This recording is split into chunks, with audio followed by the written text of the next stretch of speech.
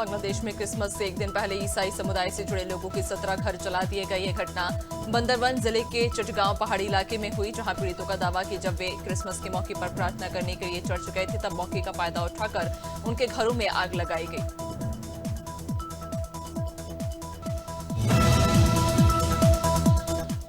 भारत की केंद्रीय जांच एजेंसी ईडी को शक है कि कनाडा के रास्ते अमेरिका में भारतीयों का ह्यूमन ट्रैफिकिंग की जा रही है। ईडी ने इस मामले में कनाडा के 260 कॉलेजों की भी संदिग्ध भूमिका पाई है। ईडी ने बताया कि एक इंटरनेशनल सिंडिकेट ने इस वारदात को अंजाम दिया है।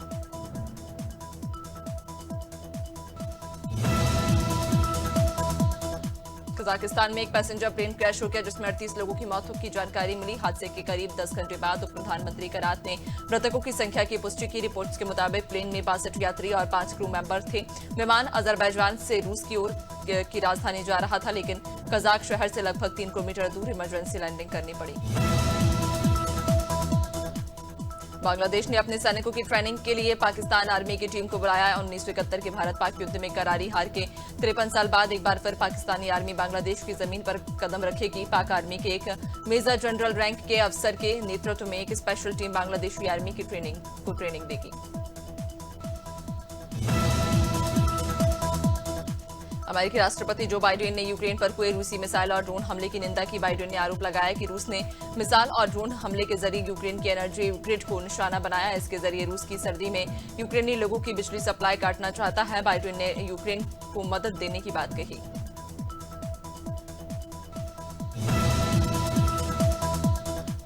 दिल्ली के चुनावी दंगल में महिला सम्मान योजना छा गया। महिला सम्मान योजना पर जितना बवाल हो रहा है, आम आदमी पार्टी को उतना फायदा होता दिख रहा। अरविंद केजरीवाल की योजना अब घर घर तक पहुंच रही। यही वजह कि अब तक 22 लाख महिलाओं ने अपना रजिस्ट्रेशन करवा लिया है। इधर बुधवार को ही लगभग 10 लाख महिलाओं ने इस योजना के लिए अपना नाम दर्ज कराया।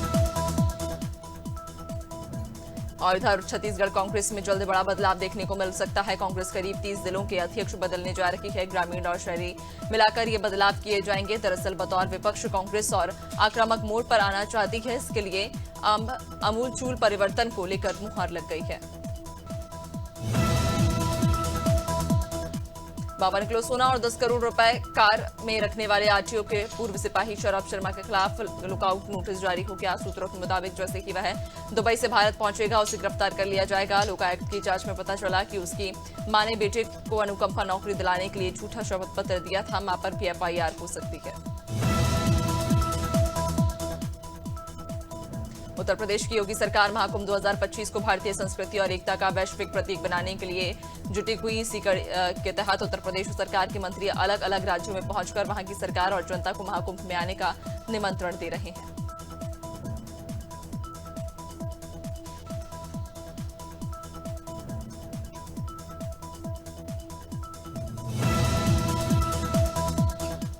जम्मू कश्मीर के कटरा में बुधवार को वैष्णो देवी रोपवे प्रोजेक्ट के 72 घंटे के विरोध प्रदर्शन की शुरुआत हुई है। विरोध कर रहे लोगों ने आरोप लगाया कि विरोध प्रदर्शन शांतिपूर्ण किया जा रहा था, लेकिन पुलिस ने लाठीचार्ज किया। अभी तक वैष्णो देवी आने वाले श्रद्धालुओं को खच्चर और पालकी वाले ही मंदिर दर्शन कराने ले जाते हैं। ये उनकी कमाई का जरिया है, इसलिए वे रोपवे प्रोजेक्ट का विरोध कर रहे हैं।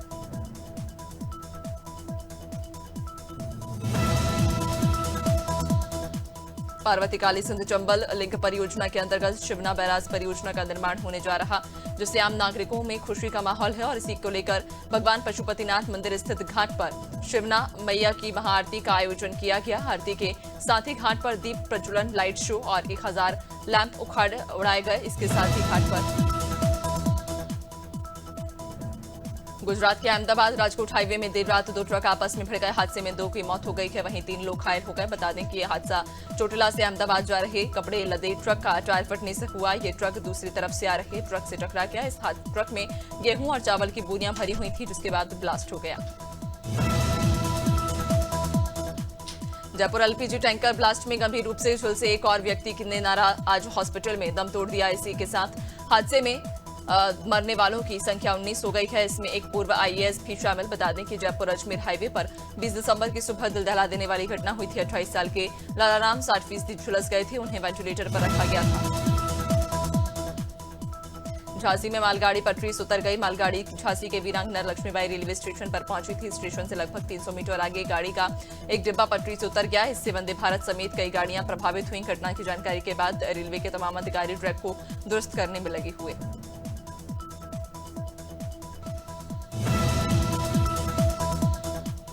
मध्य प्रदेश के शासकीय कॉलेजों में असिस्टेंट प्रोफेसर के खाली पदों पर भर्ती के लिए लोक सेवा आयोग इसी माह अधिसूचना जारी करने जा रहा। उसमें करीब सबसे ज्यादा 158 पद केमिस्ट्री विषय के रहेंगे, जबकि पिछली बार जब दिसंबर 2022 में वैकेंसी आई थी तब सबसे ज्यादा 200 पद अंग्रेजी विषय के थे। इस बार अंग्रेजी में 96 पद, वहीं 6 विषयों में सिर्फ एक पद है। मध्य प्रदेश शासन के पंचायत और ग्रामीण विकास विभाग ने सुशासन भवन योजना के तहत पंचायत भवन का भूमि पूजन किया। इस अवसर पर भूतपूर्व सरपंच और ग्रामवासी भी मौजूद रहे। बता दें, जर्जर पुराने पंचायत भवन को तोड़कर नया भवन बनाया जाएगा, जो ग्रामवासियों के लिए बेहतर सुविधाएं मुहैया कराएगा।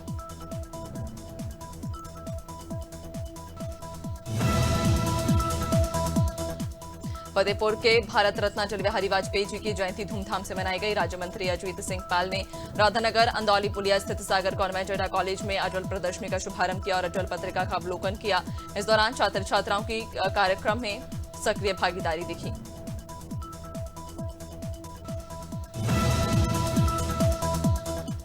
जबलपुर हाईकोर्ट ने वर्ग चार्ज कर्मचारी के बेटे को अनुकंपा नियुक्ति देने के आदेश दिए। बता दें, हाईकोर्ट ने एक मामले में यह व्यवस्था दी थी कि 10 साल से अधिक समय तक वर्ग चार्ज कर्मचारी के रूप में कार्य करने वाला कर्मचारी नियमित का दर्जा प्राप्त कर लेता है। इस मत के साथ जस्टिस विशाल मिश्रा की एकल पीठ ने याचिकाकर्ता को अनुकंपा नियुक्ति देने के निर्देश दिए।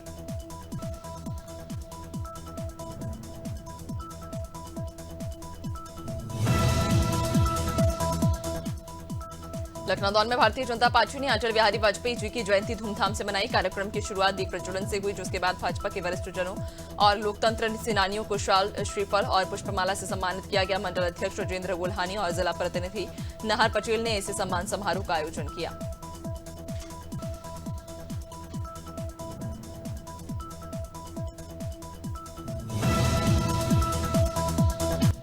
मध्य प्रदेश के कूनो नेशनल पार्क के जंगल से निकला चीता वायु श्योपुर शहर में घुस गया। चीता का शहर की सड़कों पर दौड़ लगाते वीडियो सामने आया। चीते ने एक कुत्ते का शिकार भी किया। कूनो नेशनल पार्क की ट्रेनिंग टीम चीते को ट्रैक कर रखी। कयास लगाए जा रहे कि चीता अब कूनो वापस लौट जाएगा।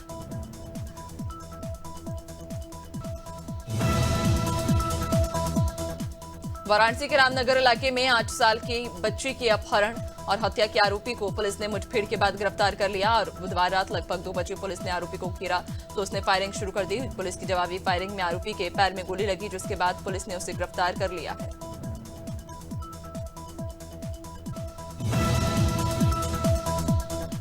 हरदोई में सवाई जिपुर कोतवाली क्षेत्र के मिर्गावा गांव के पास नाले में हो रही खुदाई को देखने जा रहा साइकिल सवार किशोर पोकलैंड मशीन की चपेट में आ गया, जिससे उसकी मौके पर मौत हो गई। घटना के बाद परिजनों का रो रो कर बुरा हाल है।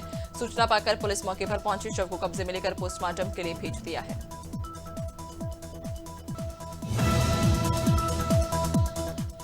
बहराइच में पुलिस और बदमाशों के बीच जबरदस्त मुठभेड़ हुई है। सलहे से लैस बदमाशों ने पुलिस टीम के ऊपर ताबड़तोड़ फायरिंग कर दी है। इधर जवाबी कार्रवाई में एक बदमाश को गोली लग गई, जबकि एक बदमाश को पुलिस ने गिरफ्तार कर लिया। वहीं एक अन्य बदमाश अंधेरे का फायदा उठाकर फरार हो गया। फिलहाल पुलिस मामले में जांच कर रही है।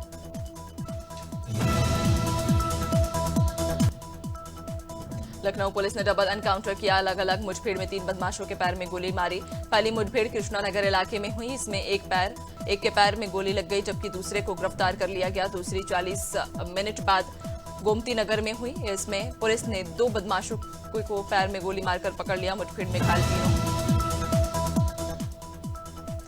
इंदौर नगर निगम के कर्मचारियों पर जानलेवा हमला करने वालों पर एफआईआर दर्ज की गई है। मेयर पुष्यमित्र भार्गव, कलेक्टर आशीष सिंह और निगम कमिश्नर शिवम वर्मा की सक्रियता के चलते एफआईआर दर्ज हो सकी। बता दें, नगर निगम की टीम पशुपालकों का अवैध बाड़ा तोड़ने गए थे। इसके बाद निगम की टीम पर हमला हो गया।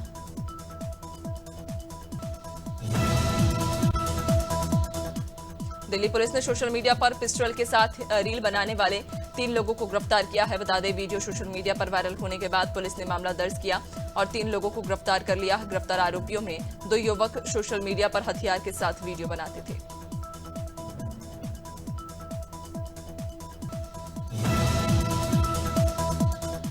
दंतेवाड़ा के छुंदा गांव निवासी मनु कुकोवासी, जो बीजापुर जिले के रहने वाले हैं, दरअसल महाविद्यालय कुटुरु अतिथि व्याख्याता के पद पर पदस्थ उन्होंने नागवंशी कार्यकाल की मूर्तियों पर शोध किया। रायपुर के राष्ट्रीय शोध पत्र वचन महंत घासीदास स्मारक संग्रहालय अपने शोध पर व्याख्यान दिया। इस दौरान उमरियापाली थाना क्षेत्र में मोर्चा पाटवा के पास ट्रक और टैंकर की जोरदार भिड़ंत हो गई। हादसे में दोनों ही वाहनों के परखच्चे उड़ गए। सड़क हादसे में कोई जनहानि नहीं होने की खबर। वहीं घटना के बाद टैंकर का चालक मौके से फरार हो गया।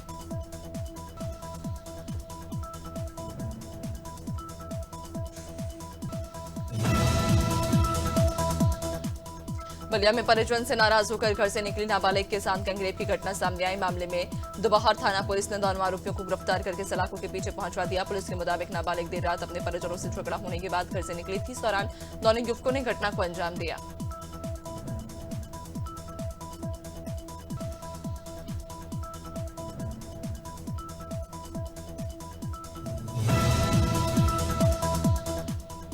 नैनीताल के भीषण सड़क हादसा हो गया। यहां एक रोडवेज बस अनियंत्रित होकर गहरी खाई में गिर गई, जिसमें 4 लोगों की मौत हो गई है। 24 लोग घायल हैं। बता दें कि बस में 28 लोग सवार थे जो पिथौरागढ़ से हल्द्वानी की तरफ जा रहे थे। सीएम धामी ने घायलों के जल्द स्वस्थ होने की कामना की है।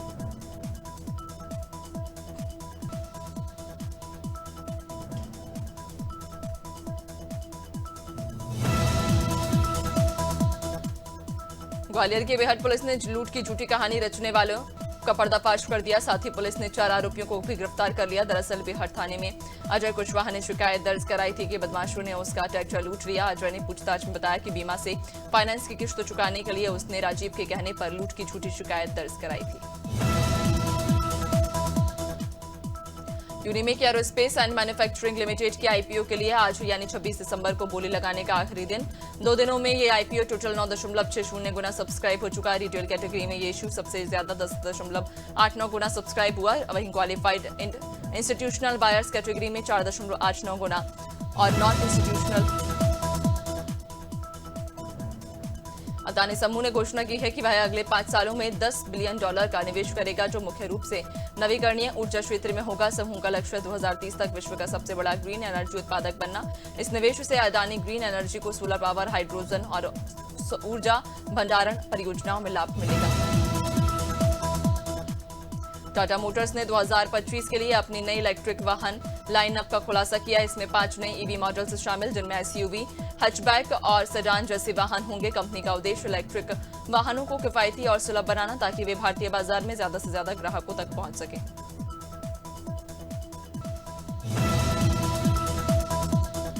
भारतीय रिजर्व बैंक ने आज अपनी मौद्रिक नीति की समीक्षा करते हुए ब्याज दरों को 6.5% पर बनाए रखने का निर्णय लिया। केंद्रीय बैंक ने कहा कि महंगाई नियंत्रण में रखने के लिए उसने यह फैसला लिया। हालांकि आरबीआई ने भारत की आर्थिक वृद्धि को बनाए रखने के लिए अपनी मौद्रिक नीति को स्थिर रखने का निर्णय लिया है।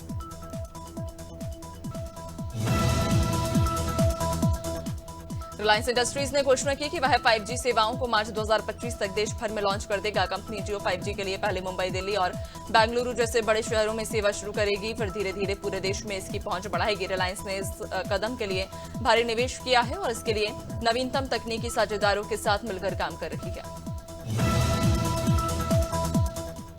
ऑस्ट्रेलिया के खिलाफ खेली जा रही 5 टेस्ट मैचों की इस बॉर्डर गावस्कर ट्रॉफी में भारतीय टीम के स्टार गेंदबाज जसप्रीत बुमराह अपनी तूफानी गेंदबाजी से कहर बरपा रहे हैं। उनके इस शानदार प्रदर्शन का जलवा आईसीसी रैंकिंग में भी देखने को मिला। दरअसल बुमराह मौजूदा समय में गेंदबाजों की टेस्ट रैंकिंग के टॉप पर बरकरार है।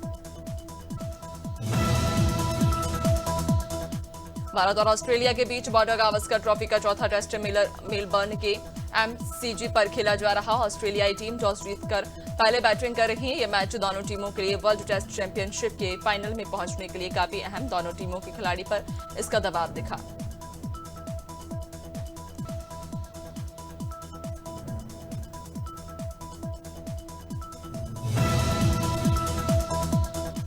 सीनियर महिला वनडे ट्रॉफी में बंगाल ने हरियाणा के खिलाफ लिस्ट ए क्रिकेट में सबसे बड़ा रन चेज करने का रिकॉर्ड बनाया। क्वार्टर फाइनल मैच में बंगाल ने टॉस जीतकर पहले गेंदबाजी चुनी।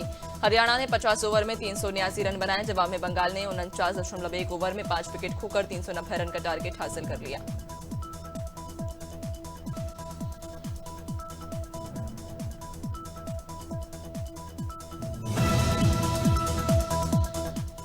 छुड़िया में पहली बार फ्लड लाइट क्रिकेट प्रतियोगिता का आयोजन किया जा रहा, जो 25 दिसंबर को फाइनल मैच के साथ समाप्त होगा। इस प्रतियोगिता में नामी क्रिकेट टीमें हिस्सा ले रही हैं और प्रथम पुरस्कार 1 लाख जबकि द्वितीय पुरस्कार 50,000 रुपए का रखा गया है।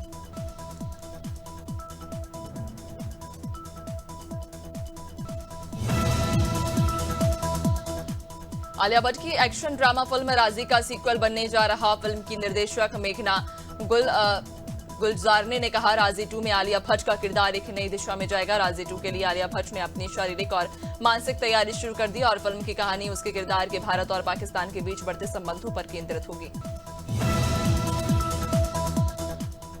सलमान खान के फैंस के लिए एक और बड़ी खुशखबरी, बॉडीगार्ड 2 की घोषणा हाल ही में की गई, जिसमें सलमान खान एक बार फिर अपने पॉपुलर किरदार में लौटेंगे। इस बार फिल्म में और भी ज्यादा एक्शन और थ्रिल देखने को मिलेगा। फिल्म के निर्माता ने इसे 10 गुना ज्यादा एंटरटेनिंग बताया।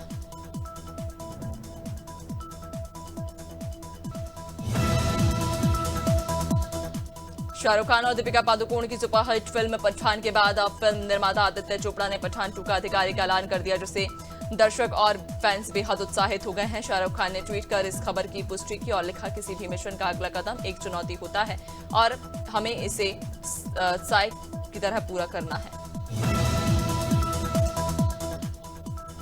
बॉलीवुड के चर्चित निर्देशक सुभाष कपूर की फिल्म जन्मभूमि की रिलीज में अचानक देरी हो गई। फिल्म को सेंसर बोर्ड से मंजूरी नहीं मिल पाई और इसके पीछे कुछ आपत्तिजनक कंटेंट को लेकर विवाद उठ रहे। फिल्म में भारतीय राजनीति और धार्मिक मुद्दों को लेकर कुछ संवेदनशील दृश्य हैं।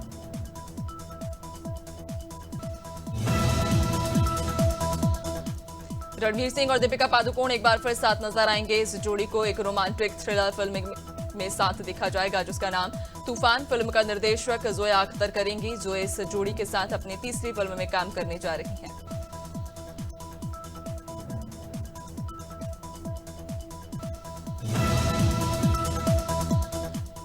मध्य प्रदेश में वेस्टर्न डिस्टर्बेंस और साइक्लोनिक सर्कुलेशन के एक्टिव होने से एक बार फिर ठंड का दौर शुरू हो गया। रात के टेम्परेचर में 4 से 5 डिग्री की बढ़ोतरी हुई, दिन में गिरावट हुई और जबकि मापचा भी गिर रहा। मौसम विभाग की माने तो 28 दिसंबर तक ऐसा ही मौसम बना रहेगा और भोपाल, इंदौर समेत आधे एमपी में कोहरा छाया रहेगा। पंजाब और चंडीगढ़ में शीतलहर का कहर जारी। आज 15 जिलों में शीतलहर और घने कोहरे को लेकर येलो अलर्ट जारी किया गया। दूसरी ओर पश्चिमी विक्षोभ भी अब सक्रिय हो रहा है। इसके चलते मौसम विभाग ने आज प्रदेश के कुछ जिलों में आंधी तूफान की भी संभावना जताई।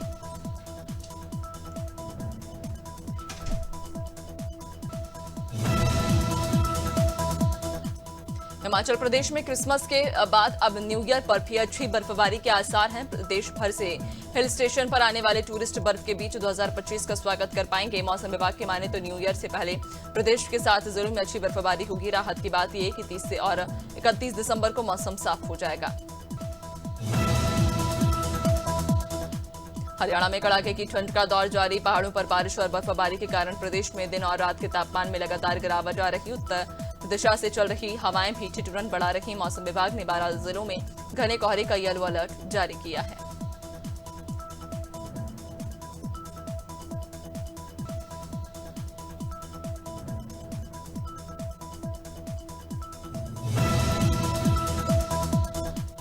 उत्तर प्रदेश में अचानक मौसम बदल गया। 24 घंटे में 26 जिलों में बारिश हुई और सुबह से 30 शहरों में घना कोहरा छाया हुआ। विजिबिलिटी 80 मीटर रह गई। मौसम विभाग का कहना है कि 27 से 30 दिसंबर यानी 4 दिनों तक बारिश हो सकती है। इसके चलते नया साल कड़ाके की ठंड के बीच शुरू होगा।